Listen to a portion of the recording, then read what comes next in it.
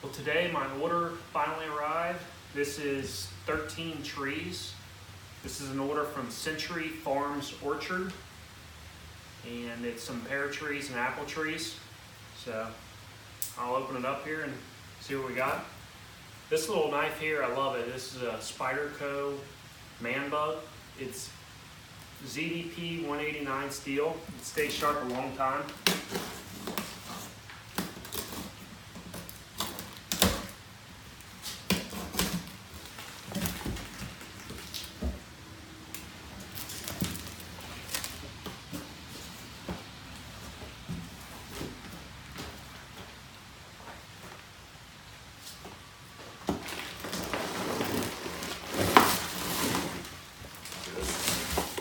What we got here, it's heavy. Got some good roots on them. Alright, so inside here, there's 6 apples. There's Liberty, Enterprise, Arkansas Black, old-fashioned limber twig, which I heard is a great eating apple, but also a good wildlife apple. There's Yates and Keener Seedling. And the reason I picked those is disease resistance. As far as the pears, I have Korean Giant, 3 of those, 3 Moonglows, and 1 Plumblee, or Plumblee, I should say. I think Century Farms is the only one that offers that one, but that one is a September fruiting pear. Moonglow is kind of early October. Moonglow is also early September, and then Korean Giant's early October. But in terms of apples, the Liberty, I believe that should be here. It should be about September 1st-ish. Enterprise should be around early October, October 5th or so. Arkansas Black, I would imagine that's kind of maybe around the third week of October, I'd say. And I would say the old-fashioned limber twig and Yates are as well, with maybe the Yates hanging on a little bit longer onto the tree. And then Keener Seedling, that should be the last one. That's an old-fashioned kind of cider apple. So anyways, that's my order here. By the looks of it, everything looks good. Some of these, the pears especially, they got some real thick roots to them. So I'm excited to get those into the ground and hopefully get those producing in 3, 5, 6 years, something like that, depending on which variety. So with that, stick tight and we'll get these planted. So what I'm doing now is digging the holes. I'm getting the post ready, cutting the fence. So all I gotta do is bury the trees and move on. And this has been about a 3-day process, and I'm only planting 13. Now some of that is reinforcing what I did before, because the cows, I mean, they just destroy fence. If they think they can, just get a little bit of food, they'll go right through a fence. So you have to be really stout with how you build these, or I do anyway. So if you're interested in this, learn from something I did the last time. So I started out with 6-foot T-posts, and I used woven wire fence. Well, I'll show you a clip here.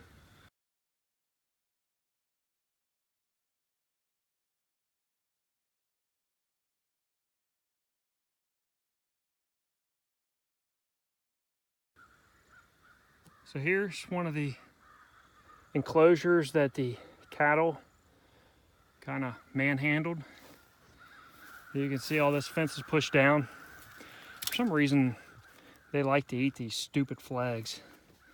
They're such a dumb animal, but they do taste good. So they love to do this, pull up these mats too for whatever reason. I don't know why that is, but almost every single one they can get to, they will pull it up. So as far as the tube, I don't like the tube fruit trees because it does promote some diseases with them. Hardwoods are a little bit less prone to disease, but in this case I had to as an emergency, so they would quit feeding on the leaves. And this has been on a month, maybe 6 weeks,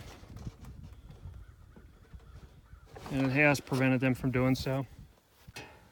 they just kind of go over it and push it down, and they can just knock it around. So what I'm going to be doing this time, I'm going with a 7-foot T-post, and I'm going with 5-foot concrete remesh. So let's cut to the work here. This is driving the T-post. In order to do this, you of course need a T-post driver, and you need T-posts. Now keep in mind, this is for cattle. If you don't have cattle, if it's just deer, then you can get by. If you use the remesh, you can get by with just one post. Actually, where the cattle are not on my property, I just use tobacco sticks, and they last a year or two, and you can switch them out. I've got an endless supply of them, being from Kentucky here. But yeah, where these cattle are, you're gonna need 4 posts. I'm hoping is good enough. And then here's the rolling out the remesh around the post. Now this is definitely a lot easier if you have multiple people to help you drive the post, and or especially roll the remesh around the post. But if you don't, you can just hook it over the T-post and then roll it. To figure out at what length you need to cut your fence, you can multiply pi, which is roughly 3.14 times the diameter of the cage that you want. So in my case, I wanted about 5-foot cages. So if you multiply 3.14 times 5, you'll get in the ballpark of 15 to 16 feet or length of fence. So that's where you'll need to cut. And in the case of this remesh, it's 6-inch sections, so that'd be 30 to 32 sections. So then I'm using a bolt cutter to cut the remesh. However, you can use wire cutters or something like that if you don't have bolt cutters. What I like about this remesh is it's pretty rigid, so it's not going to bend. If you abuse it, it will break, but it holds up pretty well.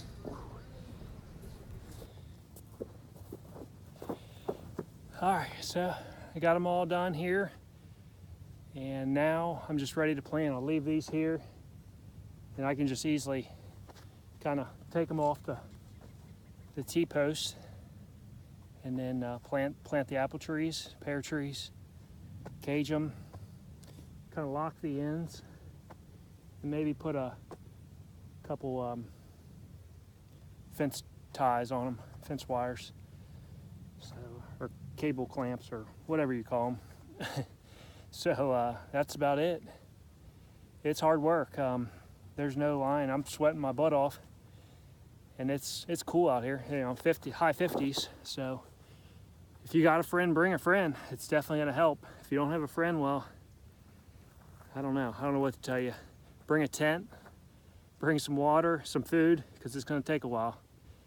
So anyways, got this done. We're ready to go, ready to plant. And that way the planting will go quick.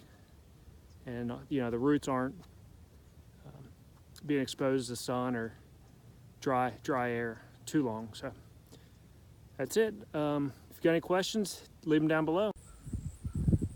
So we got a lot of these planted. Well, not a lot, 8.